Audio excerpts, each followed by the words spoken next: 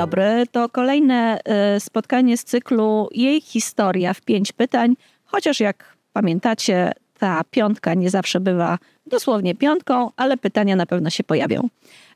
Partnerem tego cyklu jest HP Polska, za co bardzo dziękujemy. A moją gościnią dziś Klaudia Karwowska. Dzień dobry, bardzo mi miło. Cześć. Klaudia jest menedżerką związaną z HP Polska, chociaż twoje dokładnie opisane stanowisko brzmi trochę inaczej. Prawdopodobnie account manager. Ja jeszcze jakoś inaczej, inną dostałam informację, ale zawsze z tego trochę żartuję, ponieważ nie wiem, czy tylko HP Polska, być może w ogóle korporacje technologiczne mają to do siebie, że opisy stanowisk są często bardzo skomplikowane. Wydaje mi się, że one bardzo często są skomplikowane i jest ich bardzo, bardzo dużo. Nigdy nie wiadomo, co się pod tym kryje. I pamiętam właśnie, jak się zatrudniałam tutaj do tej firmy, to w ogóle jeszcze przyszłam na zupełnie inne stanowisko. I ja mówię, co to może być? I właśnie pierwsze pytanie, które padły na rozmowie kwalifikacyjnej, co to znaczy i co się kryje pod tym jakby sformułowaniem? I wybrnęłaś? Wybrnęłam, bo byłam bardzo otwarta, chciałam się uczyć i w sumie to jest często tak, że te jakby nazwy są tak napisane, a wszystko, co się kryje, to w każdej korporacji jest troszeczkę inaczej. Więc chyba wystarczy to, że człowiek właśnie taki młody, który przychodzi, chce się uczyć i może tak troszkę źle to brzmi, ale nie, że wszystko mu jedno, ale jest tak otwarty i tak gotowy do działania, że przyjmę po prostu to, co dostaje, takie możliwości, które dostaje. Poza tym można się cieszyć w towarzystwie, jak się ma coś fajnego na wizytówce. Ale to też właśnie mówiliśmy, że tutaj to, jeszcze jak ma jakby 3 możliwości, tutaj to. I to bardziej profesjonalnie wygląda właśnie, czy na wizytówce, czy gdzieś tam się później można chwalić na LinkedInie i tak dalej, to właśnie tak to wygląda. Tak to działa. Jak mówimy o doświadczeniu, to na pewno chciałabym cię zapytać o twoje doświadczenie. Ukończyłaś studia z dziedziny inżynierii środowiska, SGGW. Co wspólnego dziś dla ciebie ta inżynieria środowiska ma ze światem nowych technologii, do których trafiłaś? I czy było to planowane? Z mojej strony cała ta podróż, która teraz się odbywa właśnie w HP Polska, zupełnie nie była planowana. Ja poszłam na inżynierię środowiska, bo tak naprawdę był to kompletny przypadek. Kompletny, bo na początku chciałam iść na studia zupełnie na coś innego. Poszłam na inżynierię środowiska, bo było gdzieś to związane z inżynierią właśnie. Zawsze byłam dobra z matematyki, z chemii i mówię, dlaczego nie?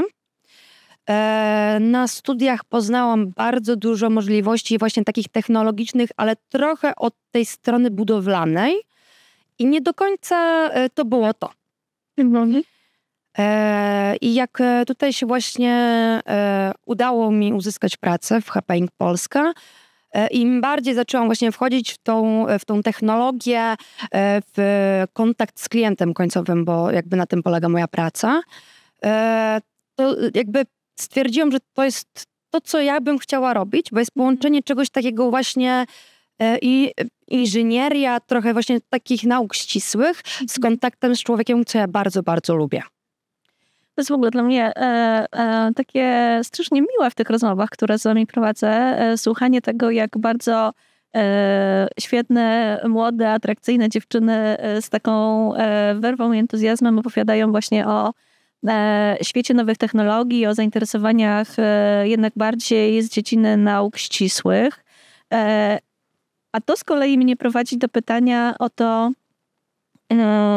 na ile ten mit męskiego biznesu, mam tutaj na myśli właśnie korporacje technologiczne, w ogóle ciebie dotyczy i na ile wierzysz w jego prawdziwość? Na pewno jest to tak, że my jesteśmy w środowisku bardzo męskim. Od właśnie panów, którzy są pre-salesami, po sprzedażowców, po osoby, które pracują w dystrybucji, jest bardzo dużo mężczyzn. Ale teraz coraz częściej się spotykam z tym, że my kobiety próbujemy właśnie się dobić do tego środowiska. No i mam wrażenie, że my jako kobiety jesteśmy w stanie bardzo dużo zaoferować temu środowisku. I według mnie właśnie są takie dwa główne, według mnie, punkty, które my jakby możemy pokazać facetom, że inaczej to też można, i to jest właśnie inteligencja emocjonalna, gdzie myślę, że my zupełnie inaczej czujemy, widzimy, czujemy potrzeby klienta na rozmowach i tak dalej. I wydaje mi się, że jest fajnie nauczyć, może nie nauczyć, przekazać, że my kobiety widzimy to inaczej i chcemy i prosimy o to, aby była możliwość wysłuchania nas. A drugim jest moim zdaniem coś, co zawsze się uśmiecham, jak o tym mówię, to jest wielozadaniowość. Bo wielozadaniowość, no jesteśmy w tym najlepsi. Tak bym chciała to powiedzieć. To prawda, bo mężczyzna jak już przykręca śrubkę, to nie wolno do niego nic mówić, bo przykręca śrubkę. To się rzeczywiście zdarza. A jak wygląda kwestia zarządzania? Bo myślę, że jakby jedną kwestią jest na pewno to, o czym ty mówisz, czyli wprowadzanie do świata uważanego za męski biznes, innych trochę umiejętności związanych z relacjami w zespole, z relacjami z klientem, a pewnie na drugim końcu gdzieś pojawia się ta kwestia zarządzania przez kobietę czy kobiety męskimi zespołami. Czy ty obserwujesz swoje koleżanki, które właśnie takie zadania mają i jak one sobie z tym radzą? Wiesz co, wydaje mi się, że my od najmłodszych czasów jesteśmy nauczone zarządzania wszystkim, a najbardziej chyba właśnie swoim czasem. Nie mam tak naprawdę nad sobą w tym momencie żadnej kobiety i jakby właśnie i nade mną, jeszcze nad tym człowiekiem jest mężczyzna, więc nie mam takiego bezpośredniego, ale mam bardzo dużo koleżanek, które pracują nad nimi pracują kobiety. I wydaje mi się, że jest to bardzo taki ciekawy, jakby to powiedzieć, zupełnie inaczej to wygląda. Wydaje mi się, że my jesteśmy takie bardziej, wiemy czego chcemy, wiemy w jaki sposób to osiągnąć i takie chyba bardziej właśnie do celu, że nas interesuje właśnie... Zabrzmiało bardzo męsko tak naprawdę. Tak. Wyniki, ale z taką dozą delikatności, o tak bym to powiedziała. No to ładnie to określiłaś. A teraz jak powiedziałaś to prosto do celu, to przypomniały mi się takie dość szowinistyczne żarty rysunkowe, pokazujące jak kobieta i mężczyzna robią zakupy. Nie wiem, czy to kiedyś widziałaś. Nie widziałam. Jak się poruszają po sklepie. Jak zestawimy ze sobą dwa rysunki. Jeden jest rysunkiem męskich zakupów, drugi kobiecych. To mężczyzna po prostu wchodzi przez drzwi i idzie prosto do miejsca, w którym wie, że wisi to coś, co chce kupić, zabiera to i wychodzi. A kobieta mniej więcej taką trasę robi. I oczywiście też znajduje po drodze to, co chciała kupić i wychodzi. Ale już chyba dziś nie do końca chce nam się z tego śmiać, bo to pewnie pokazuje takie dość uproszczoną wizję tego, jak działa kobiecy mózg, a z tego, co mówisz, niekoniecznie tak musi być i on często bywa jednak też bardzo ścisły. Masz doświadczenie też i tu, dziś i wcześniej w swoich poprzednich miejscach pracy w środowiskach międzynarodowych. Czasem to może oznaczać po prostu kilku kolegów pochodzących z różnych miejsc, narodowości, kultur. Jak ty się odnajdujesz w takim środowisku? To po pierwsze. A po drugie, czy takie kontakty też czegoś cię nauczyły? Ja byłam osobą wcześniej taką troszeczkę nieśmiałą, jeżeli chodzi o środowisko międzynarodowe, bo zawsze myślałam, że mój angielski nie jest na tyle dobry, żeby się komunikować na jakimś tam poziomie. Okazało się, że totalnie to tak nie jest. I właśnie we wcześniejszej pracy pracowałam właśnie z osobami z Turcji. Teraz pracuję właśnie z osobami i z Czech, z Europy, ze środkowej Europy i też muszę komunikować się z ludźmi z Ameryki, bo tam pracuję, jakby jest nasza siedziba. I nauczyłam się właśnie zadawać konkretnych pytań, bo to, co u nas jest jakby standardem, gdzieś indziej nie jest nim, albo te standardy są inne. I nauczyłam się bardzo dużej takiej wrażliwości kulturowej. Co masz na myśli?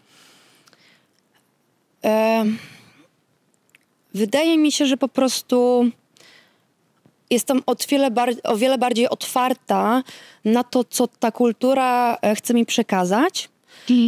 I bardzo dużo rzeczy możemy się po prostu od innych ludzi nauczyć. Od innych kultur, od innych religii, od innych zwyczajów. No i oczywiście jest to tak, że w Europie są inne na przykład modele korporacji. Inaczej to wygląda właśnie na Bliskim Wschodzie, inaczej to wygląda w Ameryce. To na pewno jest ciekawe poznawczo, ale też, tak jak mówisz, wymaga pewnej uważności, wrażliwości i otwartości, żeby nie zrobić po prostu czegoś głupiego, niechcący zupełnie. Piszesz w swojej charakterystyce również o tym, że istotny jest dla ciebie work-life balance. Jakie są dla ciebie źródła utrzymywania tej równowagi i gdzie ich szukasz? Ja otwarcie zawsze mówiłam, że dla mnie bardzo ważna jest moja pasja, a jest nią koszykówka, sędziowanie.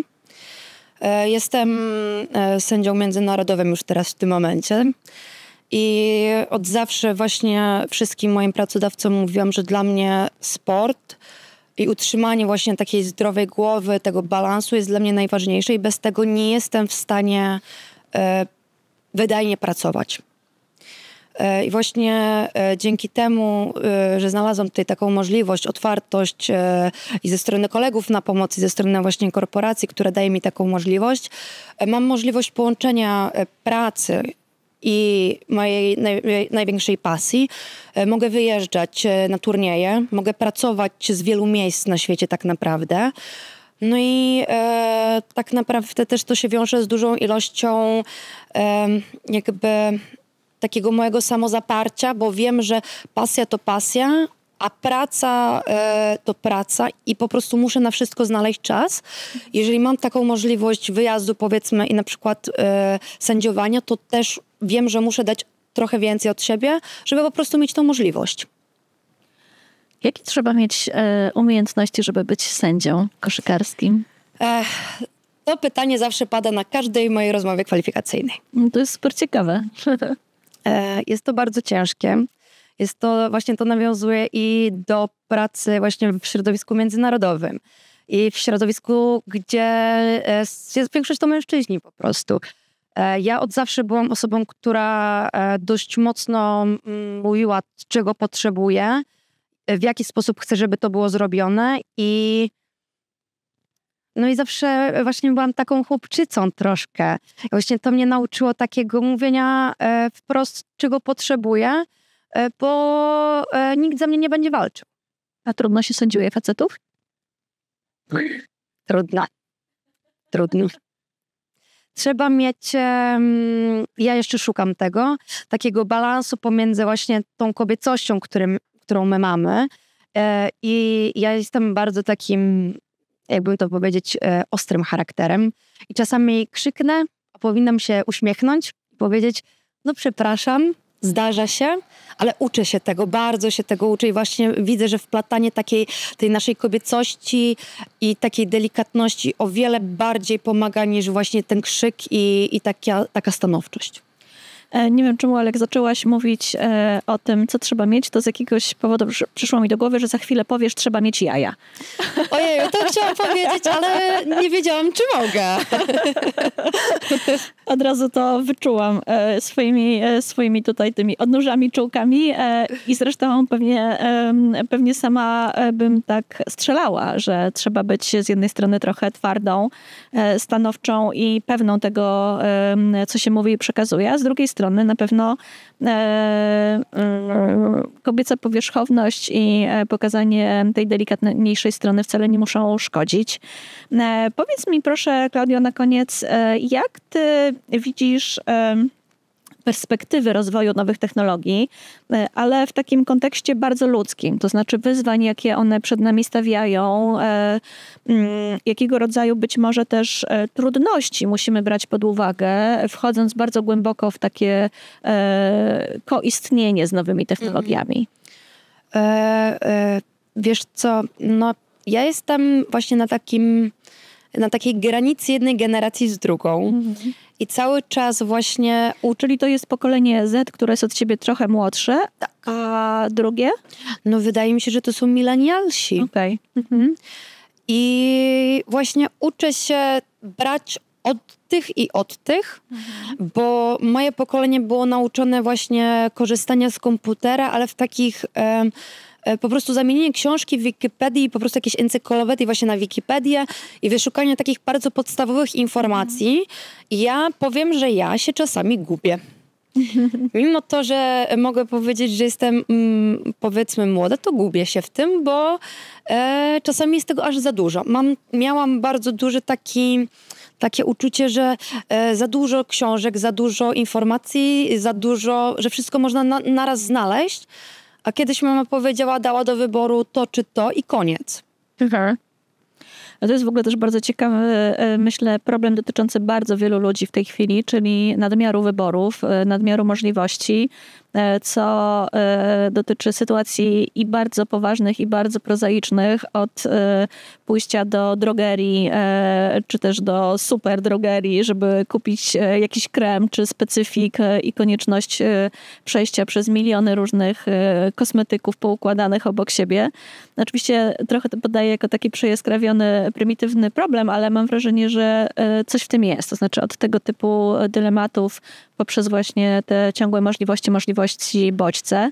Ale czy ty uważasz, że właśnie to jest trochę przerażające w kontekście tego, że tych technologii jest coraz więcej? Że będzie nam coraz trudniej dokonywać tych wyborów? Ja mam wrażenie, że to jest na pewno zależne. Każdy to będzie jakby czuł troszeczkę inaczej.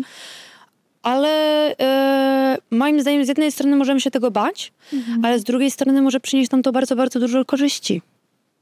Na przykład?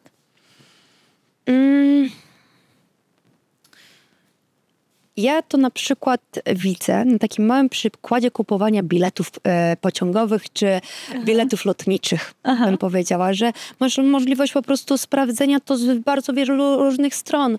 I każdy, czy bezpośrednio, czy pośrednio, czy tutaj połączenie przez Berlin, czy przez, nie wiem, czy przez Wiedeń. I to są takie małe rzeczy, które po prostu bardzo nam ułatwiają sprawę. I możesz to tak naprawdę osiągnąć jednym przyciskiem. Dokładnie tak.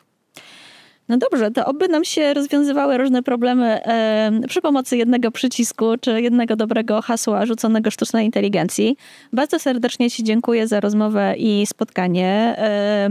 Rozmawiałam z Klaudią Karwowską, która jest związana z HP Polska, ale jest również sędziną koszykarską. Bardzo serdecznie dziękuję. Partnerem tych rozmów jest HP Polska.